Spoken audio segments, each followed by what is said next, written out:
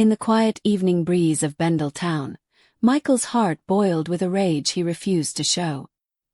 His own daughter had stood before him that morning, eyes sharp like a knife, and told him plainly, "This Suncrest Lodge now belongs to Emmanuel's family. You can't come here anymore." For a moment he thought it was a cruel joke. But the hardness in her voice left no room for doubt. She had taken the very home he built with his sweat and love, and handed it away as if it were nothing. Michael smiled faintly, but inside a storm was gathering, a storm his daughter and her in-laws would never forget. 2 days later, Michael's SUV rolled to a stop on the dusty road leading to his lakeside Suncrest Lodge. Where are you watching from today? Kindly hit like, comment, and subscribe to this channel for more. The sun hung low over Lake Boma, its golden light dancing on the water. He had been looking forward to 3 quiet days of rest after a long week managing the properties of Sunwave Holdings. But as he stepped out of his car, the peace shattered. On the terrace of his lodge stood 2 figures in white robes, coffee mugs steaming in their hands. One was his daughter Grace, leaning against the railing. The other was her husband Emmanuel, shifting nervously when he saw him. Michael's weekend bag slipped from his fingers. "What is going on here?" he demanded, his voice low but tight. Grace straightened her back, her face carrying a coldness Michael had never seen, not even in her most rebellious teenage years. "Papa, you can't stay here. Emmanuel and I are having a romantic weekend," she called out sharply. Michael blinked, unsure if his ears had deceived him. This was the Suncrest Lodge he and his late wife Ruth had built together. He had paid for every brick, chosen every tile, and planned to grow old here. And now his own child was telling him to leave. He tried to reason with her. "Grace, this is my property. The deed has my name on it." But she waved him off like a bothersome stranger.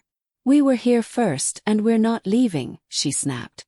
Emmanuel muttered something under his breath, but Grace silenced him with a flick of her hand.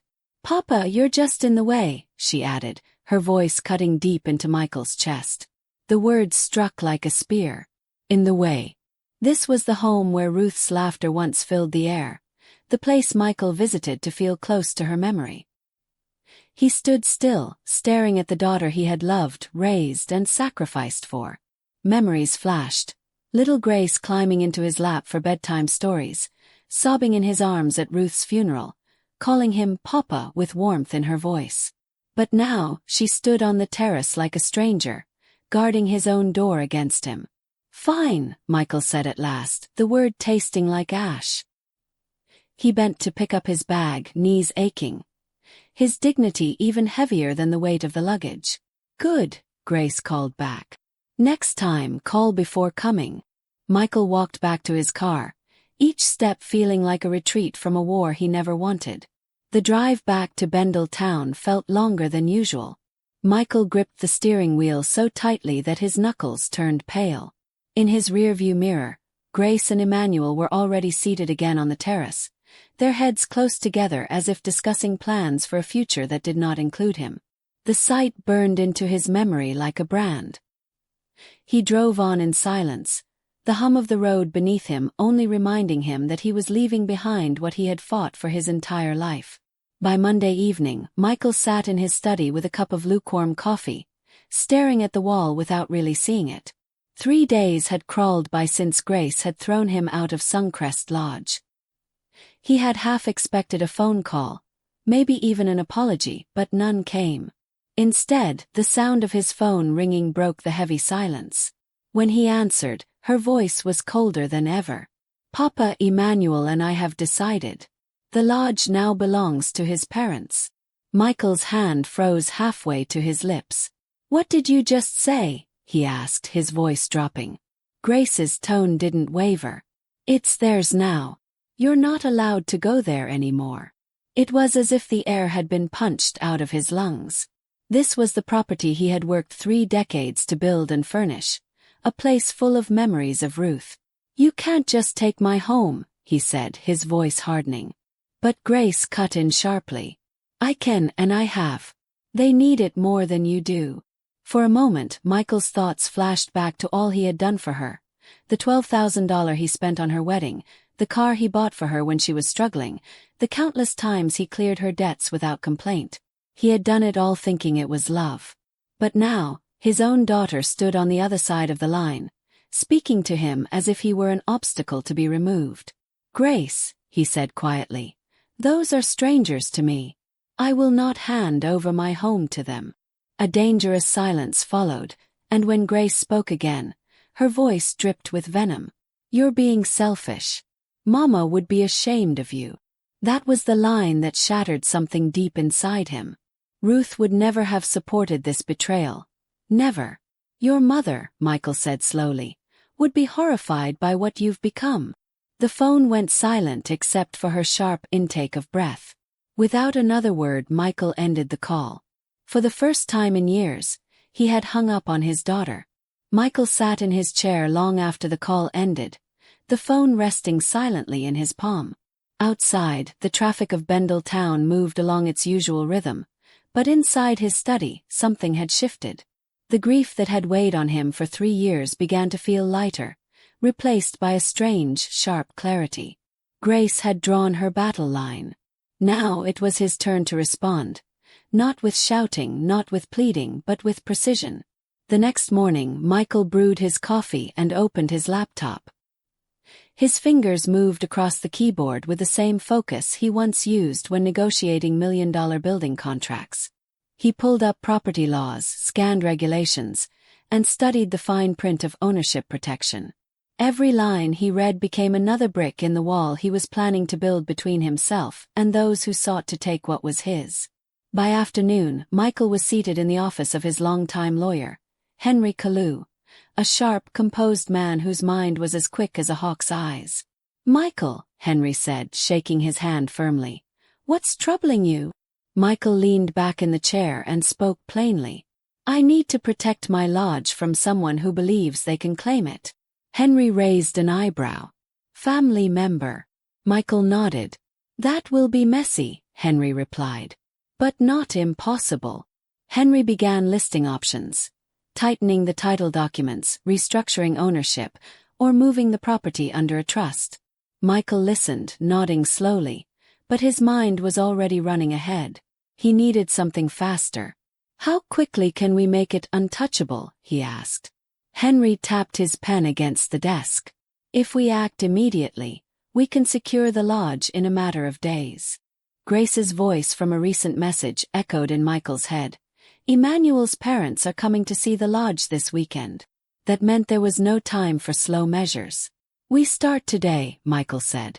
Henry smiled faintly. "Then bring me every document you have, the original deed, proof of purchase, and any related papers. And Michael, document every conversation you've had with her. It may be more useful than you think." When Michael left Henry's office, the sun over Bendel town was beginning to set, painting the streets in gold. As he walked to his car, his phone buzzed.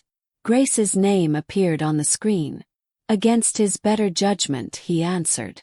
"Papa, let's stop this nonsense," she said, her voice clipped. "Emmanuel's parents are moving in this Saturday. Don't make things harder." Michael's lips curled into a faint, humorless smile. "The only nonsense here is your belief that you can take my home." There was a pause. "You hardly use it," Grace shot back. "You could be generous for once. Show some family spirit." Michael's voice stayed calm. "Like the family spirit you showed when you told me to get out of my own home?" She didn't answer immediately, but when she spoke again, her words were sharp. "They're coming whether you like it or not. Just accept it." The line went dead. Michael slid his phone into his pocket, standing by his car in the fading light. Grace had made another mistake. She'd given him a deadline. And deadlines, Michael knew, could be turned into weapons. He had learned that in his decades as a builder, if your opponent reveals their timing, you can shape the battleground to your advantage. That night, Michael couldn't sleep. He lay on his bed staring at the ceiling, counting the days until Saturday. 4 days. 4 days to design something unforgettable. The more he thought, the clearer the plan became. This wouldn't just be about keeping the lodge. It would be about teaching a lesson Grace would remember for the rest of her life.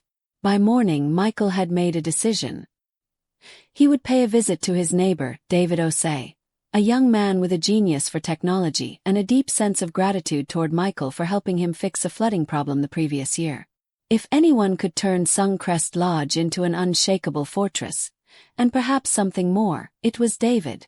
And Michael knew exactly how to convince him to help.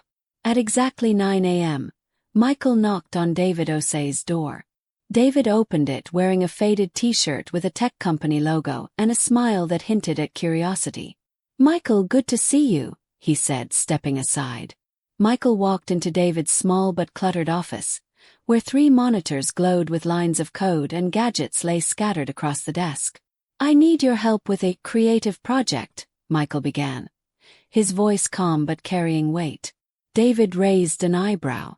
"Creative project? That's not your usual style." Michael leaned forward. "It's for Suncrest Lodge. I want a smart system.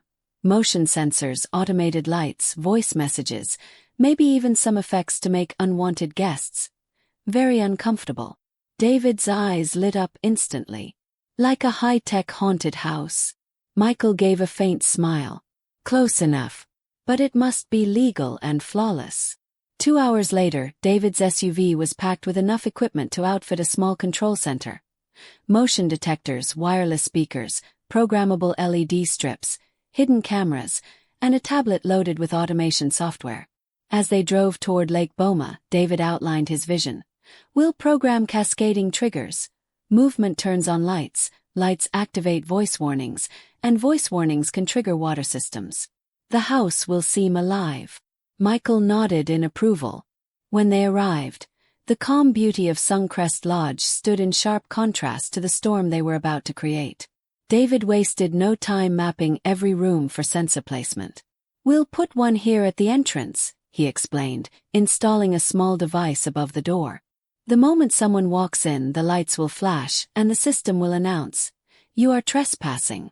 Leave immediately.'" Michael followed him room to room, helping run cables behind baseboards and secure devices in hidden corners. "If they stay, the system escalates," David said, his grin widening. "Motion in the living room. All taps and showers turn on at once. Keep moving. Lights start strobing in patterns that make people dizzy. Stay stubborn. The voice gets louder, the water keeps running." By late afternoon, they were ready for the first test. Michael walked into the living room, and immediately the lights began pulsing in red and white while a calm but firm voice echoed through the space. "This property belongs to Michael Adeyemi. Leave now." David was watching from the tablet, his fingers dancing over the controls. "Keep moving," he called out. 30 seconds later, every faucet in the lodge gushed with water, the voice repeated its warning, and the lights intensified. "This is brilliant," Michael said, genuinely impressed. David smirked. "And that's just the beginning.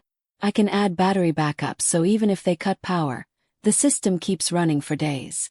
We can also program sounds, footsteps in empty rooms, whispers in the dark, creaking doors." Michael's eyes narrowed in thought. Add it all. The next morning, David returned with more gear. Compact projectors to cast moving shadows on walls, upgraded speakers to hide in ceilings, and industrial batteries concealed in the basement. As he calibrated the projectors, shadowy figures seemed to drift along the lodge walls, appearing and disappearing in eerie rhythm. Even in daylight, it sent a chill down the spine. By midday, the lodge had been transformed. It looked perfectly normal from the outside, serene, inviting, harmless. But inside, every movement would set off a chain of events designed to overwhelm the senses. Lights, sound, water, and moving shadows all woven into one relentless defense. "This will work," Michael said, standing in the center of the living room. "When they come, they won't know what hit them." David handed him the control tablet. "Everything is linked to your phone. You can monitor every camera, trigger sequences manually, or let it run automatically. The system will also record everything for evidence." Michael took it with a satisfied nod. "Good. Let them come. This time I won't just defend Suncrest Lodge. I'll make sure they never dare return. Saturday arrived like the opening drumbeats of a storm. Michael sat in his study in Bendel Town, 3 large monitors showing the live camera feeds from Suncrest Lodge. The lake shimmered under the afternoon sun, pine trees swayed gently, and all systems were armed. Motion sensors active, lights and sound sequences loaded, water triggers ready, and projectors waiting. His phone lay beside him, the control app open, a single button labeled Activate. At exactly 3 p.m., a silver minibus appeared on the approach road. Grace stepped out first, dressed smartly as if arriving for an inspection, her eyes scanning the property like she already owned it. Emmanuel followed, carrying a small cooler. Behind them, his parents, Peter and Abigail, climbed out slowly, their expressions bright with anticipation. They carried suitcases, boxes, and even a folded armchair, a sign they intended to stay. Through the cameras, Michael watched Grace lead the way toward the front steps. They paused briefly at the neatly mounted sign on the door. "Welcome to Suncrest Lodge. Enter at your own risk." Abigail frowned. "What's this?" Grace laughed dismissively. "Papa's just being dramatic. Ignore it." Without hesitation, Emmanuel produced a key, the spare Michael had once trusted Grace with, and unlocked the door. They entered with the confidence of new owners. Grace's voice carried through the speakers. "Make yourselves at home. This is your place now." Abigail clasped her hands together and sighed with delight. "It's even more beautiful inside than I imagined." Peter chuckled. "Some people don't know how to hold on to blessings." Michael's finger hovered over the activation button. "Not yet, let them get comfortable." By evening, the cameras showed them settled in. Grace and Emmanuel were in the master bedroom, chatting quietly. Peter and Abigail had already unpacked in the guest room, Abigail arranging her clothes in the wardrobe. The house was calm, the lake outside reflecting the moonlight. Michael glanced at the clock. 10 p.m. perfect. It was time. He pressed Activate. Instantly, every light in the lodge began flashing in sharp, disorienting patterns. Water erupted from every faucet and shower, flooding sinks and bathtubs with a roar. The voice assistant came alive, its tone deep and commanding. "Attention! Unauthorized intrusion detected. Leave immediately." Grace shot upright in bed, her eyes wide. Emmanuel stumbled to his feet, shouting, "What's happening?" In the guest room, Abigail screamed as ghostly shadows glided across the walls, projected by hidden devices. Peter, pale-faced, spun in circles trying to find the source of the footsteps now echoing from every direction. "It's haunted," Abigail cried. The voice assistant grew louder. "Security system engaged. Authorities have been notified." Emmanuel rushed to the electrical panel, yanking it open, only to find the power still running perfectly. David's backup batteries were keeping everything alive. "I can't shut it off," he shouted over the chaos. Lights strobed, water thundered, shadows shifted and followed their movements. Whispers curled through the air like unseen snakes. "Leave now, leave now." They tried to make it to the front door, but the smart locks held it shut for 30 long seconds. The delay was enough to amplify their panic. Grace pounded on the door, her voice shrill. "Open! Open!" When the lock finally released, they tumbled outside into the cold night air, breathless and shaking. Their suitcases were abandoned inside. From his study miles away, Michael watched through the driveway camera as they scrambled into the minibus. Grace's hands were trembling as she dialed her phone. It rang on Michael's desk. He let it sound twice before answering. "Good evening, Grace," he said evenly. "How was your first night at Suncrest Lodge?" Her voice was high and ragged. "What did you do?" Michael leaned back in his chair, his voice calm as a quiet river. "Do? I'm in Bendel Town, Grace." "What exactly happened?" Grace's words tumbled out in anger. "The lights, the water, the voices, shadows on the walls. We couldn't sleep for a minute. Mama Emmanuel is crying, Papa Emmanuel is shaking, and the police came but found nothing." Michael allowed a thoughtful pause. "That sounds terrifying." But if the police found no problem, perhaps it was just a power glitch. "Don't mock me," she snapped. "That wasn't a glitch, and you know it. You planned this." Michael's tone remained soft. "Grace, why would I want to scare my own family? Maybe the lodge simply doesn't like strangers." The line went silent for a few seconds before Grace's voice returned, low and threatening. "You think you're clever, Papa. But we'll find a way to prove it was you." Michael almost smiled. "Prove what? That you had a bad night. Even the police say nothing was wrong. Sounds like a technical malfunction at worst." Grace's frustration spilled over. "We're never going back there. You can keep your cursed lodge." "Thank you," Michael replied warmly. "That makes things easier." She hung up without another word, the click of the line as satisfying to Michael as the closing of a heavy door.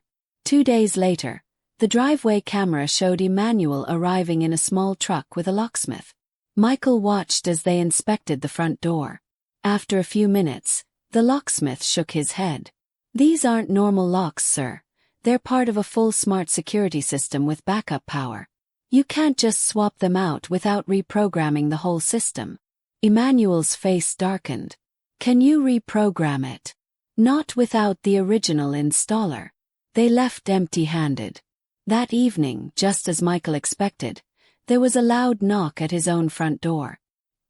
He opened it to find Grace and Emmanuel standing there, anger in every line of their posture.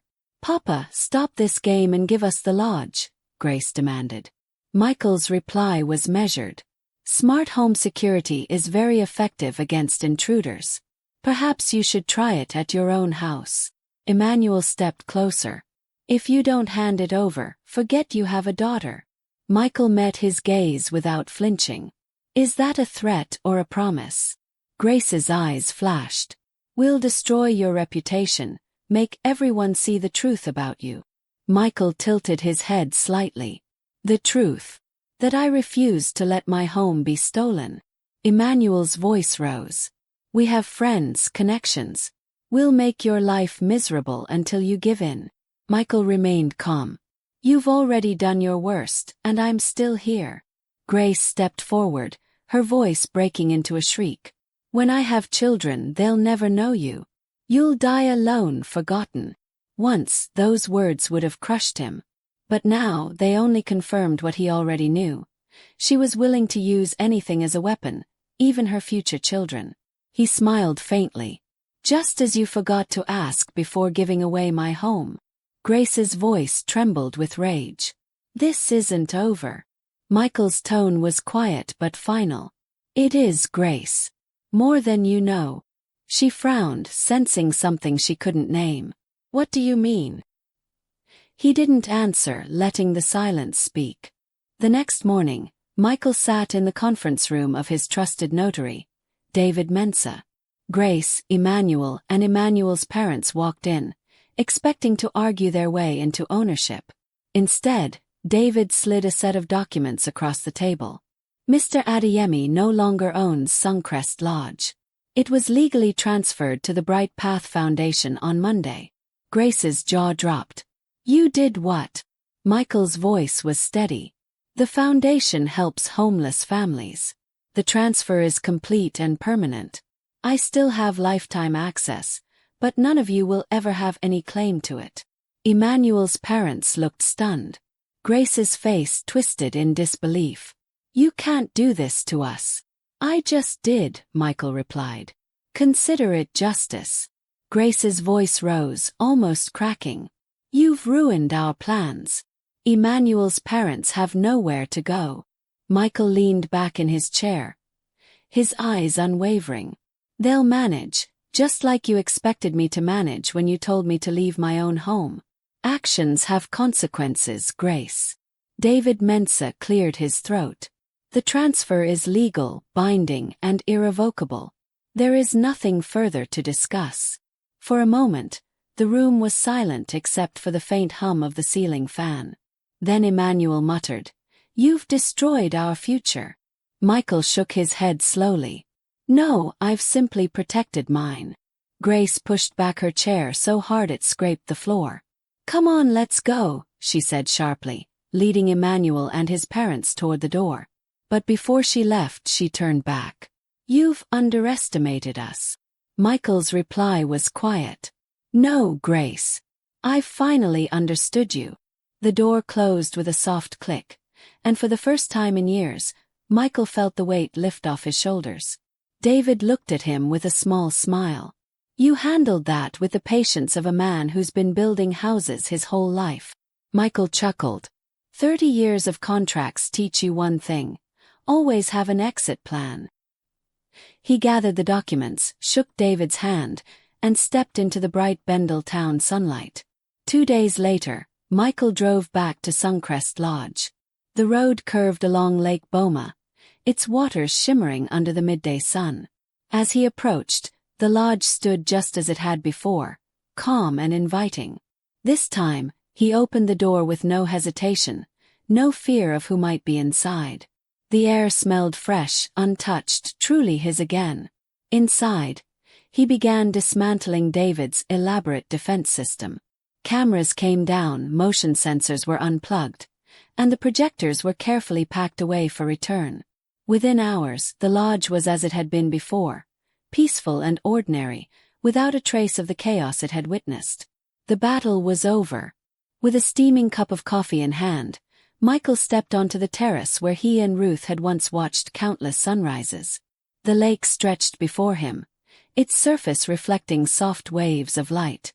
For the first time since her passing, he felt truly at peace. The storm had passed, not just in the lodge, but in his heart. He thought of Ruth's voice from years ago. "Be patient with Grace, she's grieving." But Ruth had never meant for patience to become surrender, or for love to excuse disrespect. Michael finally understood. Kindness without boundaries isn't kindness at all. It's an invitation for others to take without giving. Grace had mistaken his patience for weakness. Every debt he paid, every demand he fulfilled had taught her that she could push further. But the transfer to the foundation had closed that chapter forever. The lodge was safe, and so was his dignity. In protecting the home, he had protected himself. For the next 24 hours, his phone remained silent. No angry calls, no threats, no pleading. Somewhere deep inside, he knew Grace and Emmanuel had accepted defeat. And though the victory felt good, the greater reward was the calm that now filled his life, a calm money could not buy. As the afternoon sun warmed his face, Michael took a deep breath of the fresh lake air. The mountains stood firm in the distance, the water stayed within its shores, and he finally understood nature's lesson.